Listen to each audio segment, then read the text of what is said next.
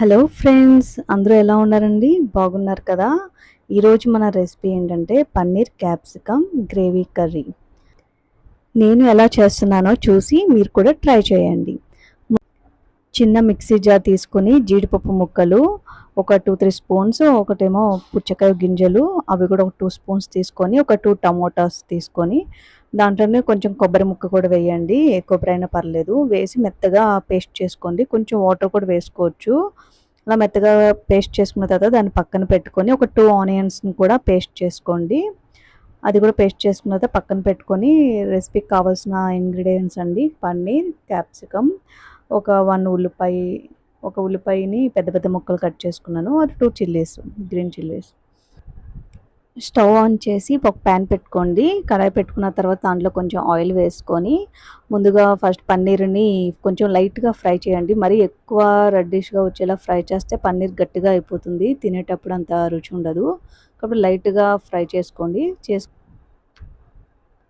కొంచెం లైట్గా ఫ్రై అయినాయి కదండి, కొంచెం లైట్గా కలర్ వచ్చిన తర్వాత ఇంకా మనం సపరేట్ చేసేసుకోవాలి కడాయి నుంచి.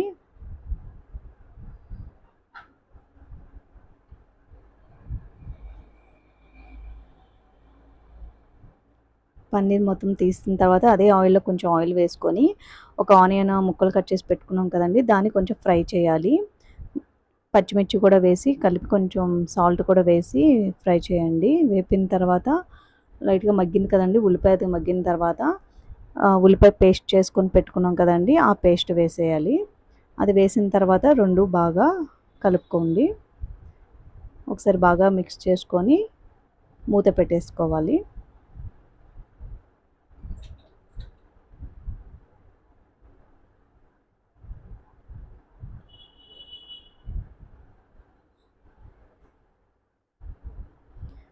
ఒక 2 మినిట్స్ అయిన తర్వాత మళ్ళీ ఓపెన్ చేసి చూసి, మొత్తం కొంచెం మగ్గింది కదండి ఆనియన్ మొత్తం.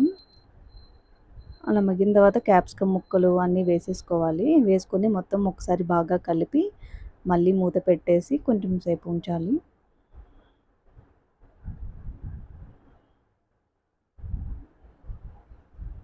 క్యాప్సికమ్ కూడా కొంచెం సాఫ్ట్ అయింది కదండి, కొంచెం మగ్గింది. మగ్గిన తర్వాత ఇప్పుడు దాంట్లోనే కొంచెం కారం కూడా వేసుకొని బాగా కలుపుకోవాలి. బాగా కలిపిన తర్వాత మనం ముందుగా పేస్ట్ చేసుకున్నాం కదండి గ్రేవీ కోసం, ఆ పేస్ట్ మొత్తం వేసేయాలి. వేసి కొంచెం బాగా కలపండి. బాగా కలిపిన తర్వాత ఆ బౌల్లోనే కొంచెం వాటర్ వేసి, ఆ వాటర్ని కూడా బాగా కలిసేంత వరకు మొత్తం బాగా కలపాలి.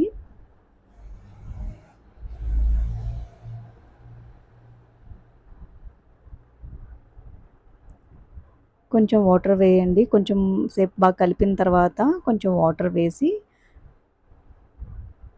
బాగా కలపాలి. వాటర్లోనే కొంచెం ధనియా పౌడర్, జీరా పౌడర్, సాల్ట్, కొంచెం గరం మసాలా, ఇవన్నీ మనం మసాలాస్ ఉంటాయి కదండి, ఇవన్నీ టేస్ట్ కోసం వేస్తే చాలా బాగుంటుంది. ఇవన్నీ నేను 2 స్పూన్స్ వేసాను. ఇవన్నీ వేసి బాగా మిక్స్ చేసుకోవాలి.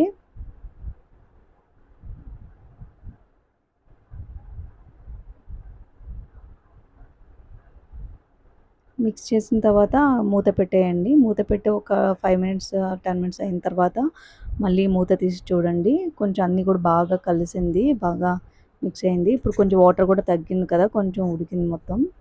ఇలా అయిన తర్వాత పన్నీర్ వేసేసుకోవాలి. పన్నీర్ వేసుకొని మళ్ళీ ఒక 5 మినిట్స్ బాగా కలుపుకున్న తర్వాత మళ్ళీ ఒక 5 మినిట్స్ మూత పెట్టేసి ఉంచండి.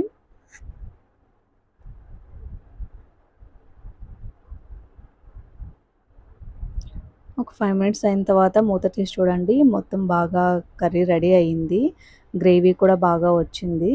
చూస్తున్నారు కదా, పన్నీర్ కూడా మెత్తగా ఉడికింది. క్యాప్సికమ్ అన్నీ కూడా బాగుంది.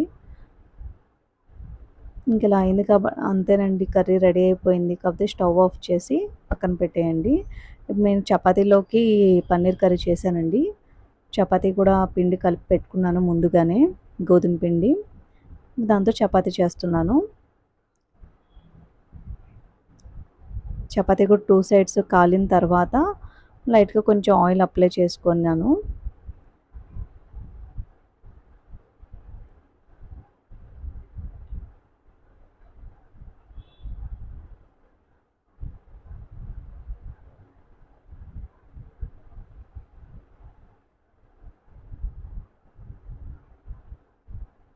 అంతే అండి, చపాతీ కూడా రెడీ అయిపోయింది. మీకు మా వీడియోస్ నచ్చితే మా ఛానల్‌ని ఫాలో అవ్వండి, సబ్స్క్రైబ్ చేసుకోండి.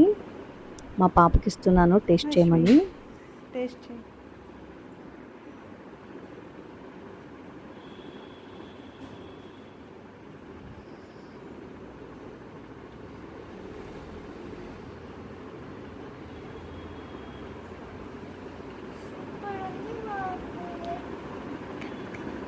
మీకు కనుక మా వీడియోస్ నచ్చితే లైక్ చేయండి, షేర్ చేయండి, సబ్స్క్రైబ్ చేసుకోండి ప్లీజ్.